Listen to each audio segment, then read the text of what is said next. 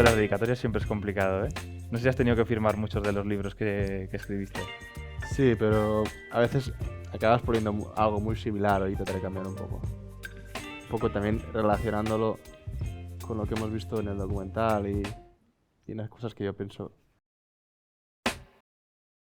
Os damos a todos la bienvenida, a los que estáis aquí y a los que nos estáis viendo en nuestro canal de YouTube desde casa, a esta Táctica Fest, un festival que une cine y fútbol para enseñarnos un poquito más de la vida, y en la media inglesa pues evidentemente no nos queríamos perder esta ocasión, y precisamente hoy pues tenemos el placer de charlar con una persona que tiene como ocupación profesional el ser un futbolista, pero que precisamente creo que por todas sus inquietudes también nos puede enseñar mucho de la vida. Así que un placer charlar contigo hoy, Oriol Romeu. Gracias a vosotros por tenerme. Te decía, veíamos aquí, acabamos de ver el documental Arsène Wenger Invincible, un documental, la verdad, que notable sobre esta trayectoria increíble del técnico francés. Te quería proponer un pequeño juego para empezar, siguiendo con esta cosa de cine, documentales y fútbol. Tú has participado, repasas un poco tu carrera y en equipos increíbles, has estado alrededor de muchas figuras muy notables del mundo del fútbol. Si tuvieras que elegir a un equipo, un entrenador, un jugador con el que hayas compartido vestuario o algo con lo que haya estado relacionado a tu carrera para hacer una película o un documental, ¿cuál sería? Porque tienes un montón de ejemplos por ahí alrededor. Sí, sería difícil escoger uno, pero probablemente igual, bueno, ganar una Champions es algo que te queda ahí de por vida, pero yo también recuerdo con mucho cariño el ascenso de Segunda B a Segunda A con el filial del Barça, el ambiente que creamos, la unión que hubo, la cantidad de jugadores que salieron después de ese equipo a nivel profesional, lo que pudimos aprender con el míster que era Luis Enrique. Probablemente esa historia yo creo que mucha gente la miraría, o al menos yo me gustaría volverla a recordar mejor y revivirla otra vez. Y en tu historia actual tenemos que también darte un poco la enhorabuena, porque cuando estamos grabando esta entrevista estás viviendo una magnífica temporada aquí de vuelta en España, en el Girona. No sé cómo está siendo esta vuelta al fútbol español después de tanto tiempo en el fútbol inglés, que es un poco el sitio donde encontraste más continuidad. Sí, está siendo muy positiva. El equipo está en una dinámica muy muy buena. Hemos ido de menos a más y la evolución es excelente. Vemos un equipo que a mí me gusta también porque somos capaces de tener diferentes registros. Yo al volver aquí no sabía lo que me iba a encontrar, sabíamos un poco los jugadores, la plantilla, pero al final éramos todos muy nuevos para volver a competir en un nivel tan alto como es la Liga Española, y creo que la evolución que estamos teniendo y el camino que llevamos hasta ahora es muy positivo, y queremos lo que nos queda seguir en la misma línea y acabar el año también. ¿Y cómo fue esa decisión de dejar el Southampton? Que ahora hablaremos de esa etapa larga que has tenido allí y exitosa, pero entiendo que complicado, y hay una cosa que muchas veces quizás en los futbolistas profesionales, a veces incluso se os deshumaniza y no se habla mucho de lo personal, pero supongo que también influiría mucho lo personal en esa decisión de volver a España. Sé que ahora tienes una pequeña razón que va a cumplir 2 años dentro de poco, y que imagino que habrá sido importante para un poco volver a casa, cerca de tu gente y de tu familia. Sí, hay varios motivos. El interés del Girona era importante, volver a un proyecto en el que querían ser ambiciosos y crecer me convenció para poder entrar. Y después pues el tema familiar, más comodidad, más volver cerca de nuestras raíces. Y una cosa que, mira, cuando veía el documental de Wenger me ha venido a la cabeza que tenía un doctor en el Chelsea de Lleida que una vez me dice, tienes que irte de los sitios cuando quieres, cuando aún quieren que te quedes.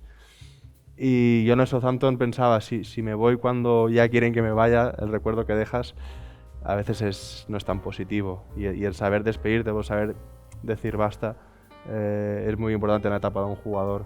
Y en los clubes que había estado anteriormente no había podido ser yo el que había decidido tomar la decisión, sino que a veces es más forzada. Y en el Southampton veía que si me iba en ese momento, pues dejaba una buena huella, dejaba una buena reputación por los años que había estado y el comportamiento que había tenido. Y eso también sumaba. Y añadiendo todo un poco, creía que mi etapa en Inglaterra estaba cerrada y quería volver a España también para poder demostrar el nivel al que puedo jugar y dejar también una buena sensación aquí.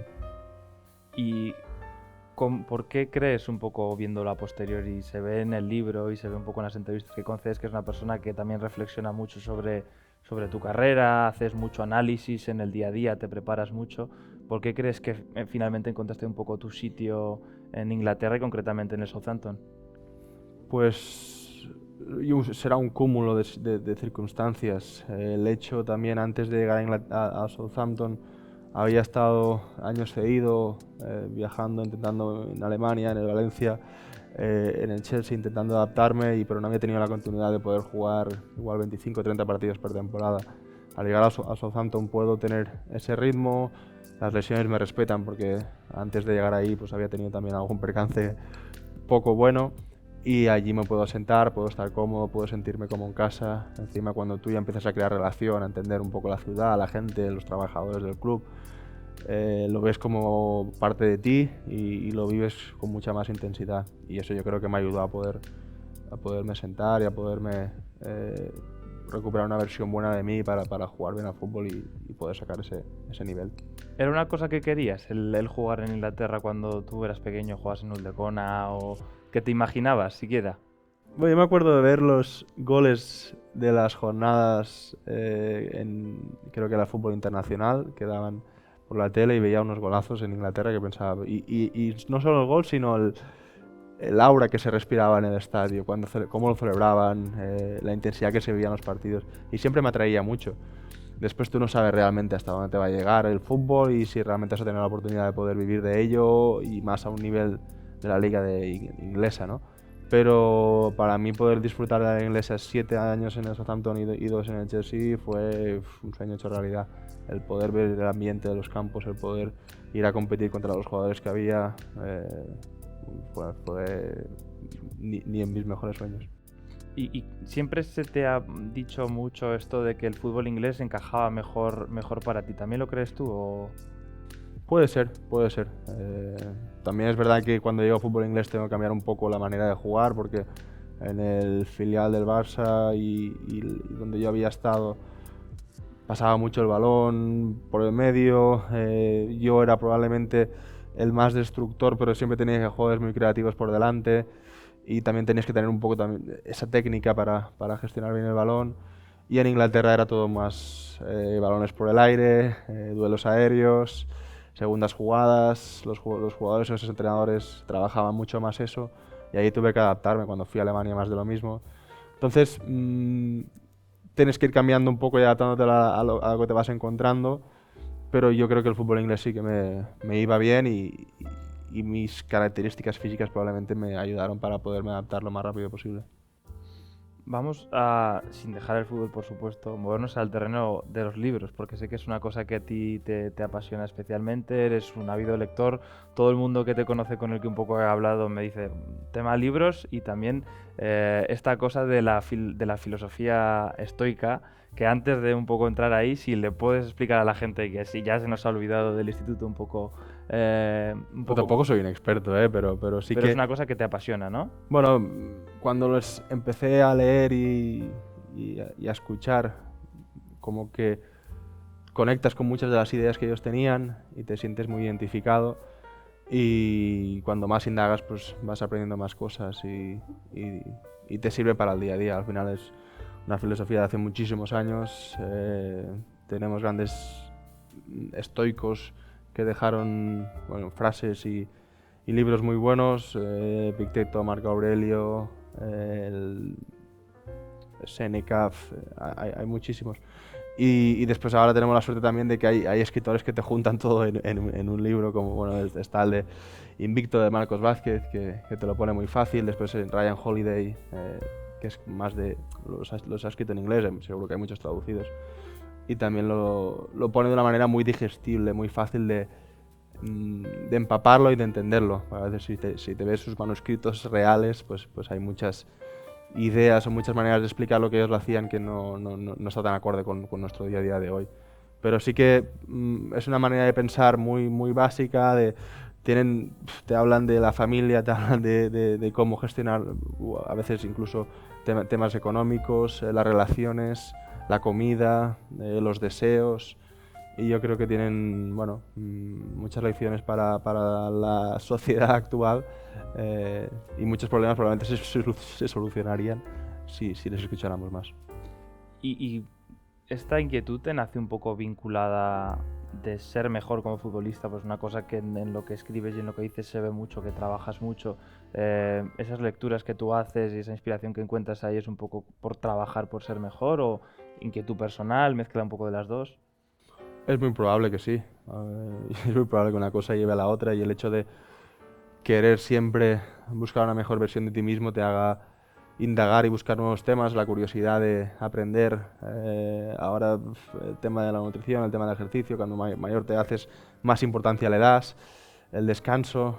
Sí que vas buscando esos pequeños matices que te pueden ayudar a rendir mejor, y el tema de la mentalidad evidentemente es algo que te ayuda mucho a superar baches, a superar incluso momentos positivos, el no dejarte llevar y creer que eres la hostia en patinete. Yo creo que todo esto, con diferentes personajes que podemos aprender y escuchar, y lo que vemos de Wenger del documental, yo creo que hay muchas vivéctotas o anécdotas, perdón, para poderlas extraer y nosotros aprender de ellas.